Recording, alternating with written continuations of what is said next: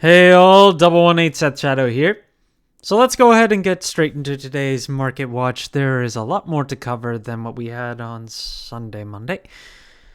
So, first I want to just go over a few support cards from DivineZ 4, starting with Drag Ritter Shalub, which is an Alkibirius support card. That's the Divine Dragon of Scales, where this card has a lot of listings on the market right now.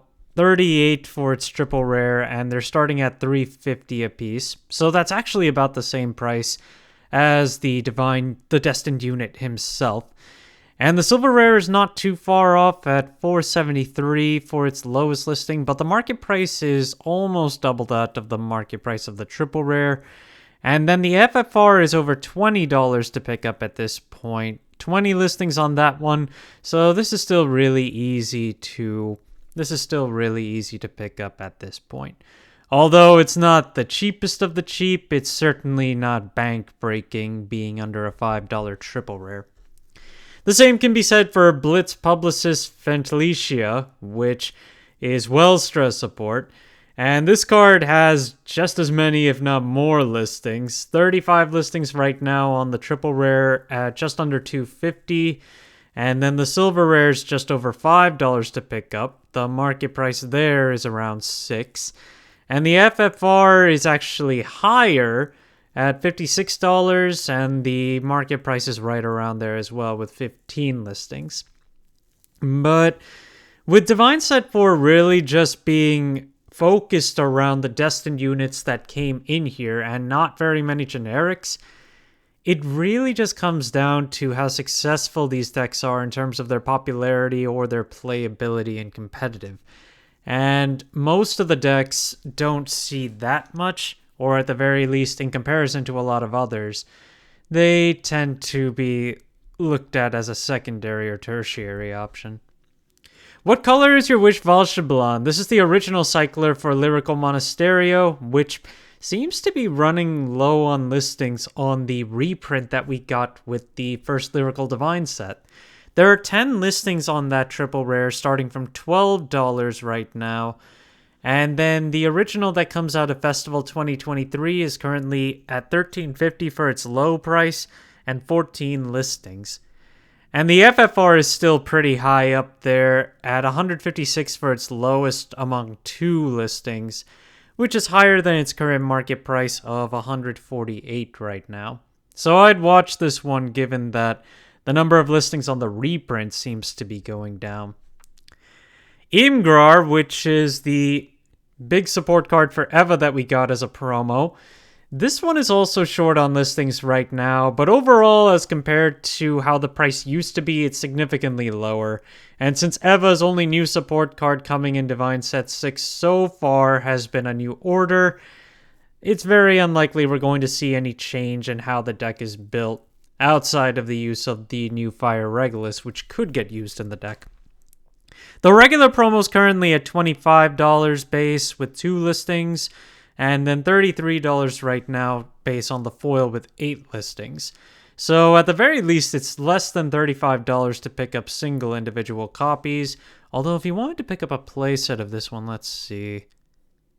Okay, so it's actually more like $26, and the $25 listing has a $5 shipping tag tied to it.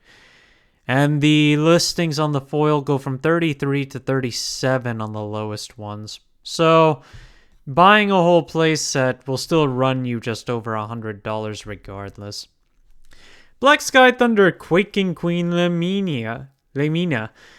This is the original cycler for Dark States, which had gone up in price with Odium, I believe. And right now the triple rare is currently at $35. The market price has risen as well. It's now $24. There's only one copy of the FFR on the market for $100, where the market price there is currently around $44. This is the alternate art version of Leimina, which is available as part of set 13. It's available for $180 at the minimum value, and then 3 listings on the market here. We have seen a pair of them sell back at the end of October for as high as $160, and then they go up to 225. Spiral Cutie Angel, which is the original cycler for Keter Sanctuary, has been on a decline in comparison to some of the others, where you can pick up the original triple rare and even the full art reprint promo for $12 to $13, and both of them, well, the triple rare is higher than its market price of about $11, but the promos dropped from its market price of $16, while the FFR is available for almost $70, which is right in line with its current market price. And the alternate art for this one, Soul Cheerio, is currently a $200 base card, also from set 13, and 3 listings available on that one, going from $200 to $223, but this card hasn't sold since September. And makes sense given that if the regular ones have not been selling as well and dropping in price, it's a given that this would not sell as much either. Between the SIRs for Triple Drive, there are a number of them that are running out of listings among the triggers, and some of them are just completely sold out. Frenzied Harris is one of those examples, with only one listing at $100 right now.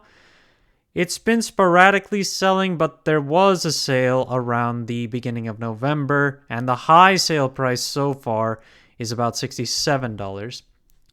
Decker Cup also only has one listing at close to $78, and then the high sale price on this one has been $80 in the last 3 months. But we haven't seen a sale of this card since around the beginning of October. Blade Feather Dragon's SIR is completely off the market now, with a market price of around $69 and a high sale price of $81, and we have seen listings go more recently. The $81 one sold more recently, along with a few $73 copies, so this card is definitely moving. And then we've got Diablos Girls Natalia, which is the effect front trigger for Dark States, and this one has sold recently for $64 at the high, along with a few in the low 60s, high 50s. And that last sale was at the beginning of November as well, but we have no copies left of this card either. Forefront Knight Tedfault, which is the order cycler from set 11 for Keter, is short on listings again and back up in price up to the low $40 range, where we did see a drop-off on this card at the beginning of October to around $30 for the market price, and now it's back up to about $37. The listings that are currently available range from $43 all the way to $70, and there are a number of copies among them, but ultimately, what can I say? The Cleared the World Tedfault combo is still really strong for early game rush, although from what I've seen, it doesn't seem like it gets played as much once we get to set 5. Orions, which is the order cycler for Dark States, is still holding pretty steady, over $10 and around $15 for the most part. $12.99 is the current low price with 17 listings, and the market price is seeing a rebound from as low as $11.50. Now it's back up to almost $16, and this card has sold as high as $20 in the last 3 months. Available listings, the lowest one does have a number of copies available, and then we have a good amount of copies available for around $15 to $16 as well. And with Vermilion getting new support in this upcoming DivineZ 6 set, I would caution players to take a look at Drag Ritter Latifa, as this one is an order cycler as well, and Vermilion does utilize a normal order for its overall playstyle. 17 listings on this one, and $7 is the current low. And this one has also been seeing a rebound in price in terms of its market price, although the range here is not as big. The low was around $7, and the current rate is about $8.50. While the high sale price in the last 3 months has actually been $20. That's interesting. But the number of listings that are available also don't have as many copies as they used to. So this one is kind of running a little thin if you want to pick it up. And another card that I would want to watch for is Greed on Mask.